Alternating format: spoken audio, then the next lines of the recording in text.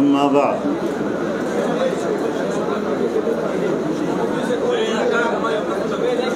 ज़मा ढेरो दरनो और क़दरमंदो इज़्ज़तमंदो मुसलमानान उरुणो,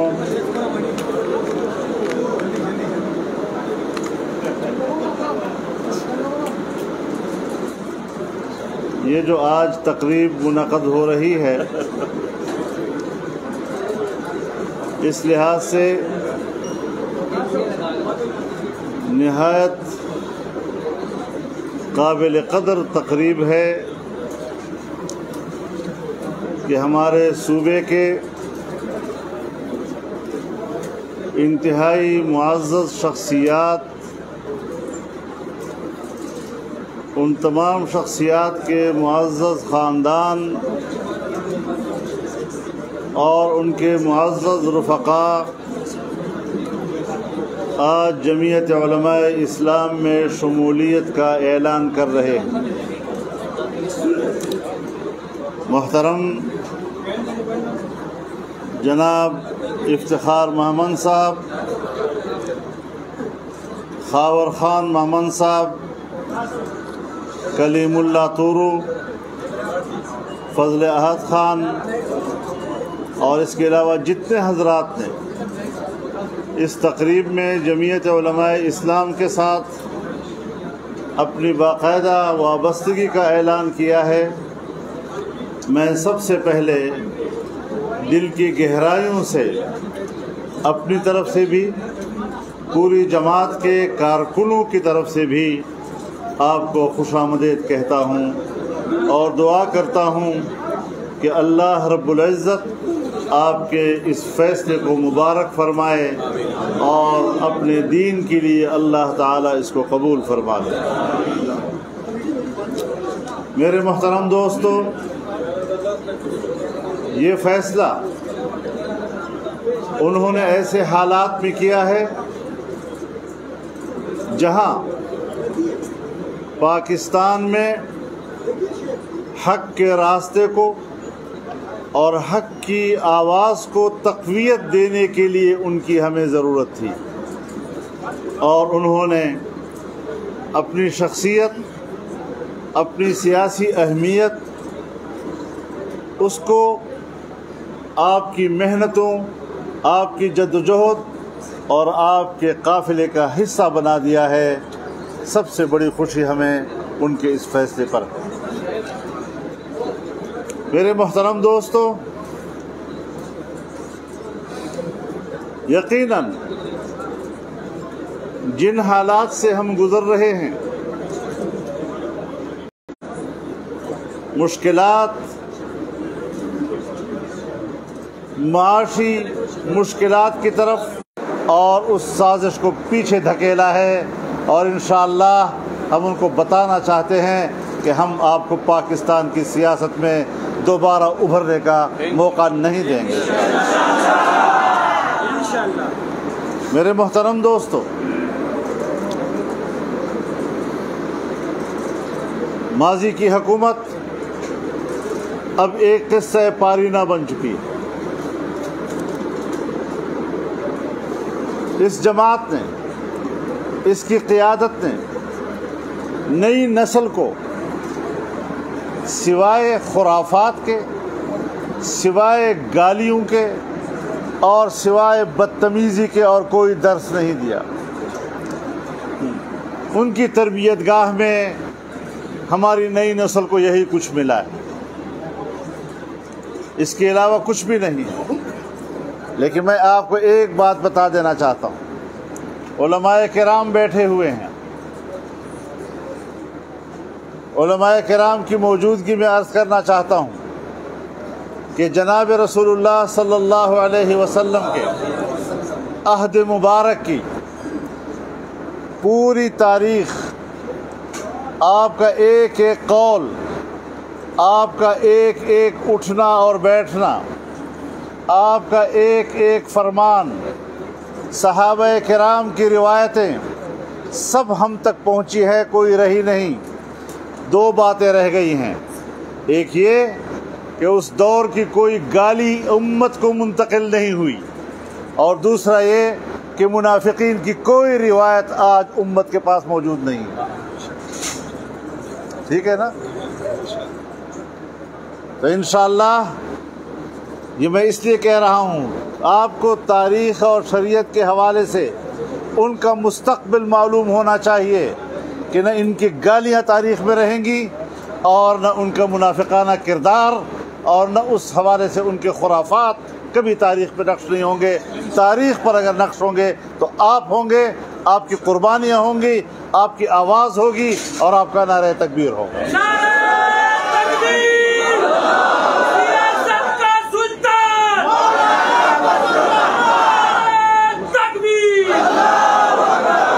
ये कुछ चीज़ें हमारे तारीख़ का फ़ैसला है और फिर शरीयत के मिजाज का फ़ैसला है। यहाँ तो अजीब अजीब बातें की जा रही हैं। कभी कहते हैं, मुझे एक अजीब सी बात सुनने में आई कि क़यामत के रोज़ पूछा जाएगा, तुम्हारे पास हमारा एक बंदा नहीं आया था जिसने तुम्हें इय्याका नअबुदु व इय्याका नस्तईन सुनाया था? भाई खुदा का खौफ करो। अल्लाह रब्बुल इज़्ज़त ने ये तमाम अल्फाज अम्बिया के लिए मुख्तस किए हैं और उनकी कौमों को बताया है कि क्या मेरा पैगंबर आपके पास नहीं आया था?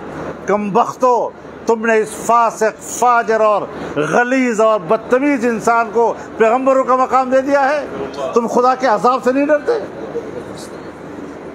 हम एक फितने का मुकाबला कर रहे हैं जहां उसका एक कारकुन कहता है कि अगर ये पैगंबर होने का दावा करे तो मैं कलमा पढ़ लूँ इसका। तो बताओ ये फितना है या नहीं है? मुझे शर्म आती है उन अल्फाज पर कि अगर ये शख्स नाजायज़ तरीके से मेरी माँ के पास भी चला जाए तो मैं फ़ख्र करूँगा। इस किस्म की बातें हम इनके लोगों से सुनते हैं। लानत हो ऐसी जमात पर, लानत हो ऐसे लोगों पे। ताज्जुब की बात है। और आज एक एक चीज़ खुल खुल के सामने आ रही है, एक एक चीज़। फॉरेन फंडिंग केस क्या है? इसराइल का पैसा और हिंदुस्तान का पैसा है। यहूदियों का जो यार है, यहूदियों का जो रिश्तेदार है, रियासती हज़रत मौलाना सैयद हुसैन अहमद मदनी, मौलाना फजलुर रहमान,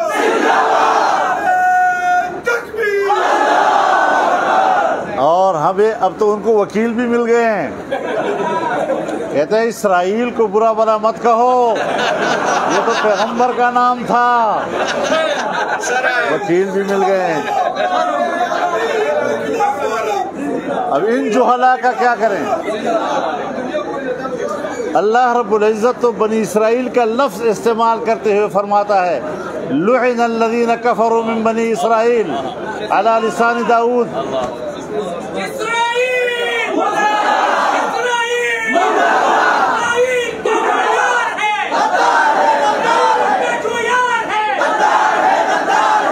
फिर तो यहूद का जिक्र भी न किया जाए, वो भी तो इसराइल का बेटा था।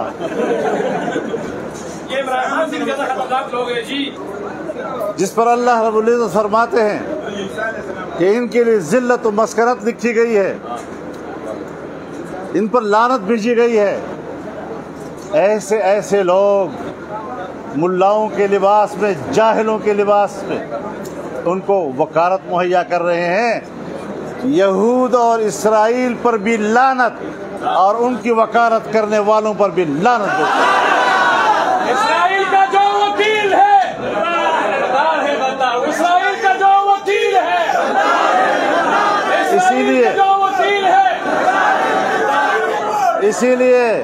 इसीलिए मैं अपने जमात के कारकुनों से कहता हूँ कि जिन लोगों को जमात से फारिग किया गया यही अमल तत्हीर था, बिला वजह नहीं किया हमने, हम अंधे नहीं थे।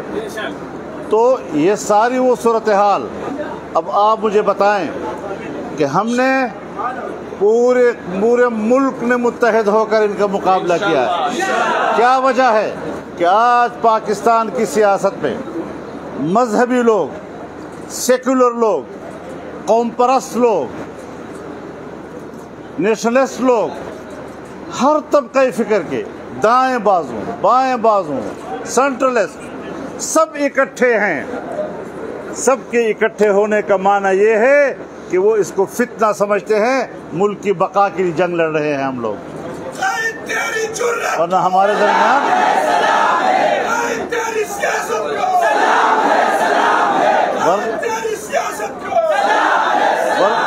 वरना हमारे दरमियान इख्तलाफात हैं, सोच का इख्तलाफ है, नज़रिए का इख्तलाफ है, लेकिन आज सब लोगों का इकट्ठ सिर्फ इस मकसद के लिए हुआ है कि इस फितने से पाकिस्तान और पाकिस्तान के आने वाली नस्लों को बचा सके। हमारे यहाँ मुश्किल ये है, अभी फॉरेन फंडिंग केस आया, इसराइल से और हिंदुस्तान से पैसे लिए, उनके दोस्तों से पैसे इकट्ठे किए, कोई रिकॉर्ड नहीं है।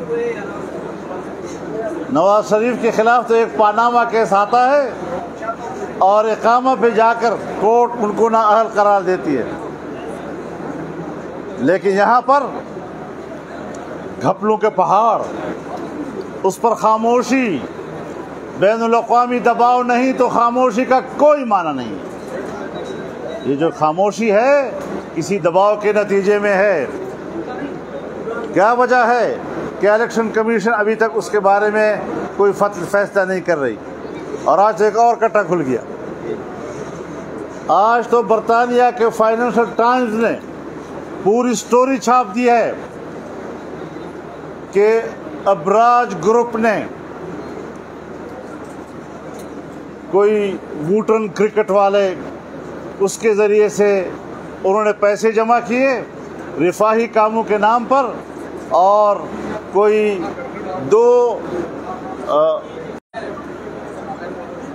क्यों खामोशी इख्तियार की जा रही है? कहते थे, हर एक को कहता है चोर चोर चोर चोर चोर, और पंजाब हवाला किया तो डाकू के हवाले कर दिया। कहा गया फुल कोर्ट बनाओ, तो फुल कोर्ट नहीं बनाया, और कहा कि जज छुट्टियों पे हैं। लेकिन जब फैसला दे दिया तो अगले ही दिन जुडिशल काउंसिल का इजलास बुलाया। तो क्यों बुलाया? इसलिए कि जज छुट्टी पे थे। फुल कोर्ट नहीं बनाया कि जज छुट्टी पे हैं। जुडिशल काउंसिल फौरन इसीलिए बुलाई कि जज छुट्टी पे हैं। और जिस तरीके से जुडिशल काउंसिल का फैसला आया है और जिस तरह उन्होंने इन 3 जजों की राय को मुस्तरद किया है, अगर एक दिन पहले फुल कोर्ट होता तो यही अंजाम होता हमारे चीफ जस्टिस साहब के फैसले का और उनकी राय का। सारी दुनिया जानती है क्या हो रहा है मुल्क में।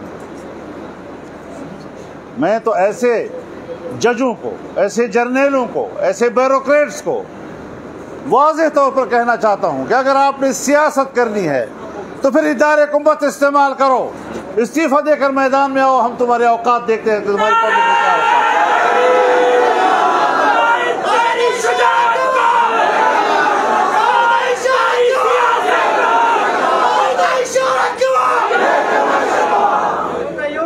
सियासत खेलनी है तो सियासत के मैदान में खेलो, बाहर से पत्थर मत फेंको, खेल के मैदान को खराब मत करो। खेल के मैदान को खेल का मैदान रहने दो। आ जाओ मैदान में, तुम्हारी कीमत का पता चल जाएगा कि आप क्या हैसियत है आवाम में। इदारे को इस्तेमाल करते हो, इदारे की क़ुव्वत को इस्तेमाल करते हो और तुम अपने लाडलों के लिए इस्तेमाल करते हो। ये पाकिस्तान अवाम का है, किसी एक इदारे के किसी लाडले के लिए नहीं बना, इस मुल्क के अवाम के लिए बना है। इसमें कुर्बानियाँ अवाम की है, अवाम के अलावा किसी की नहीं है। कोई हमारा बाप बनने की कोशिश ना करे। तो इस हवाले से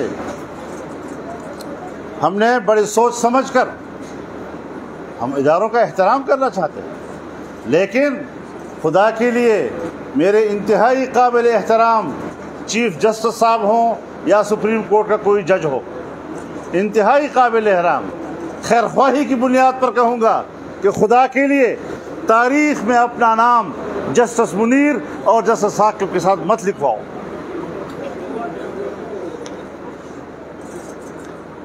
लोग आपको याद करें, आपके फैसले बोलें, आपके ज़ात को और आपके नाम को आज क्यों डिस्कस किया जा रहा है। नहीं होना चाहिए, लेकिन क्या करें, तासुर है, उस तासुर का इजहार हो रहा है। और फिर फॉरेन फंडिंग केस का इलेक्शन कमीशन को किस चीज़ का इंतज़ार है। इतना बड़ा जुर्म किया है कि इस जुर्म के नतीजे में तो ना उसका लीडर होना चाहिए, ना उसकी पार्टी होनी चाहिए। अजीब सूरत हाल ये है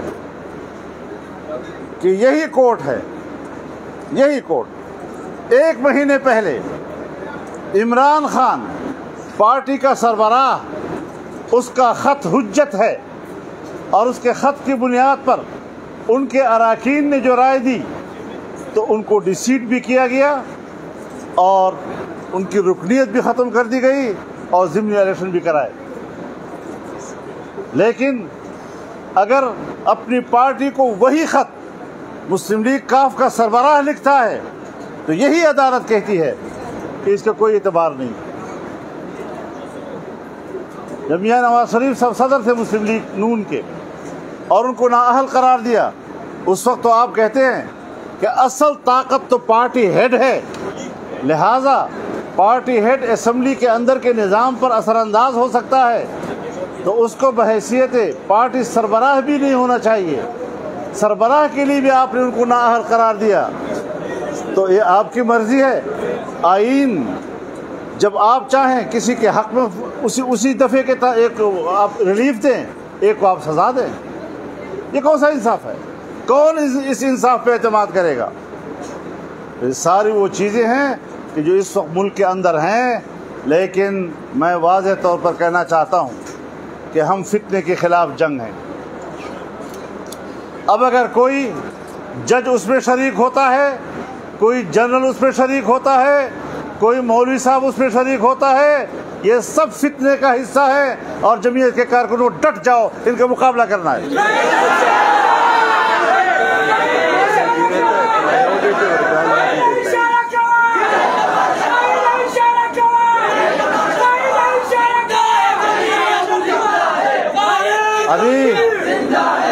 अभी उन्होंने एक इस्तिलाह बनाई, रजीम चेंज। रजीम चेंज किसका है? हमें बाहर की साजिशों से, तो बाहर की साजिशें तो निकल आई कि नवाज शरीफ को हटाने के लिए कहाँ कहाँ से पैसा आया तुम्हारे पास, किस किस मुल्क में पैसा दिया, वो था रजीम। आपको कौन लाया है, इस पर तहकीकाती कमीशन बैठना चाहिए ताकि पता चल जाए कि बैरूनी दुनिया का एजेंट कौन है। अभी अमेरिका के खिलाफ बोलता है, उसको पता है कि पाकिस्तान में ये चूरन अच्छा बिकता है, लेकिन तुम्हें तो लाया अमेरिका था, तुम तो एजेंट उसी के थे, यहूद के एजेंट, उसकी पुष्ट पर कुव्वत अमेरिका की। आज पाकिस्तान में वो चूरन बेचने के लिए तुम भी अमेरिका के खिलाफ बोलते हो।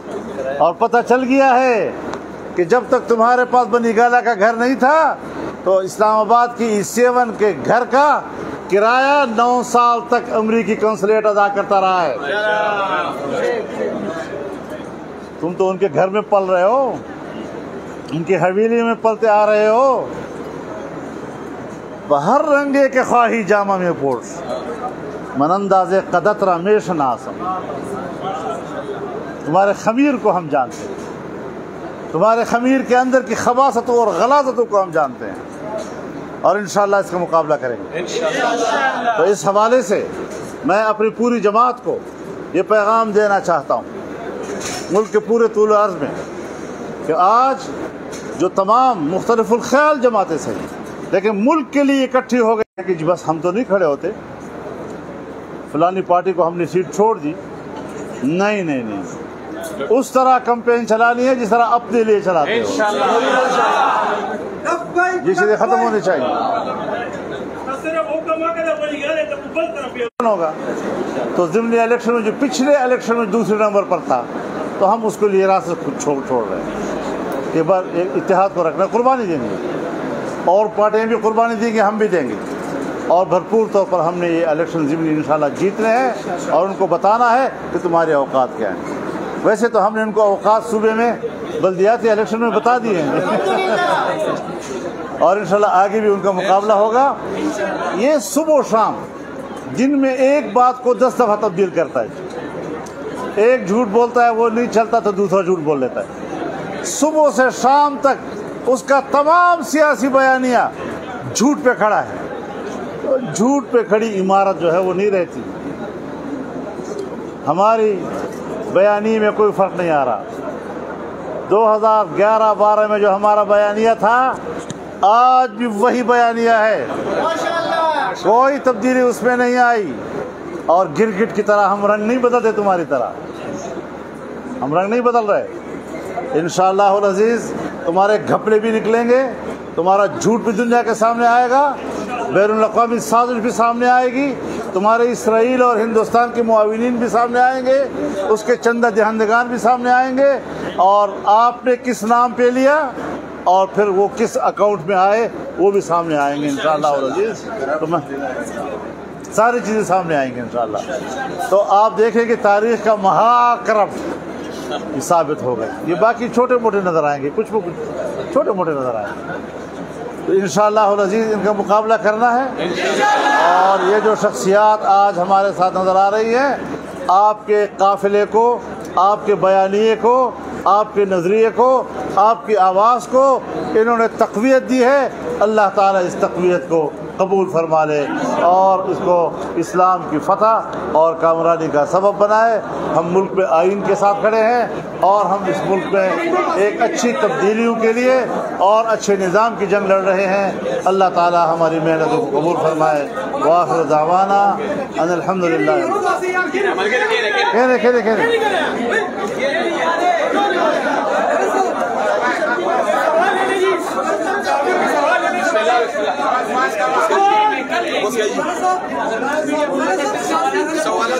एक बंदा को भी बात कोशिश कर रही है कि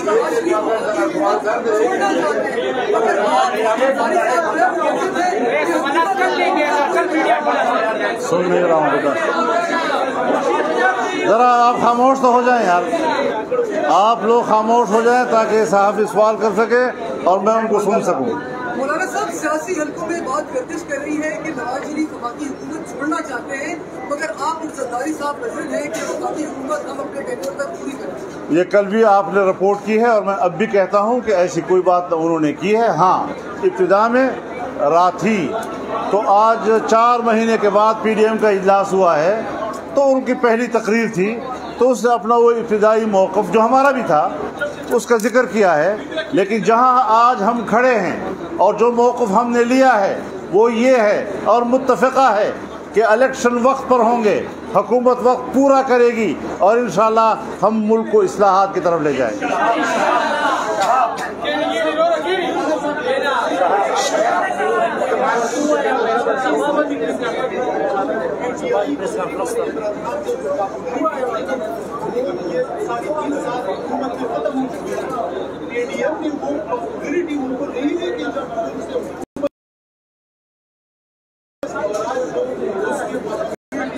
देखिए नतीजे के आप जिक्र कर रहे 20 वजूहात, ये कोई उसके बयानिए की फतह नहीं है। अगर बयानिए की बात हो तो फिर आप 2018 के मुकाबले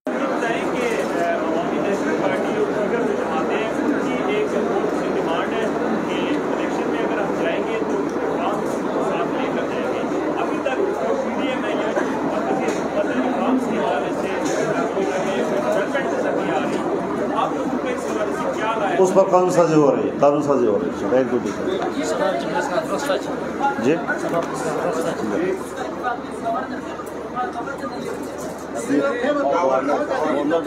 हज़रत ये एक गवर्नर की बात न करें, बहुत सी चीज़ें हैं जो अभी तक तय नहीं हुई हैं तो एक गवर्नर की बात करके खामखा एक मसला पैदा करना चाहते हो हमारे लिए। हाँ, आप सहाफ़ी हैं, सहाफ़ी बात करें। बहुत शुक्रिया आपका।